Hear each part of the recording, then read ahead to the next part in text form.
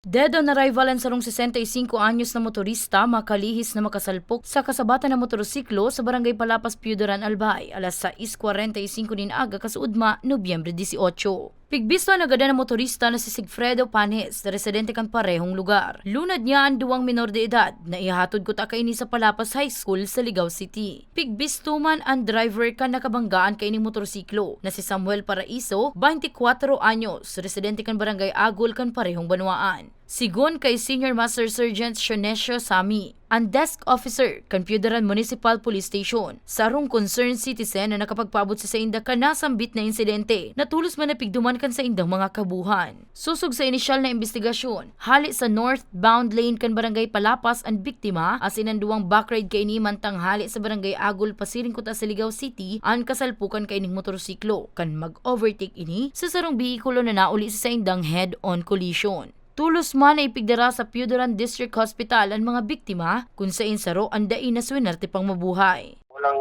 mga suot na helmet, kaya siguro nabakop yung ulo nitong driver ng vehicle 1. Kaya yun ang siguro ang cause ng pagkamatay niya. Baka kasi pare sila nahulog sila sa concrete pavement. Sigun sa PNP, dai pa nagkakaigwanin pag-urulay ang pamilya kan ambos lados, alagad posibleng maatubang sa kasong reckless imprudence resulting multiple physical damage to property and homicide ang nakabanggaan na motorista. Kami pong mga kapulisan digdi sa Piudaran ay nakikiuron po sa mga motorista na mag-secure lisensya, panduwa pag masakay ki motor, sigurado na naka-helmet para may protection po ang lawas na helmet kasi iba pang gear. Ngunyan, kung mapupwede po na tama lang po na padalagan kasi ang nagiging isa sa mga cause ng mga aksidente is yung mga marabasan magpadalagan ng mga motor kaya nagkaka-aksidente po.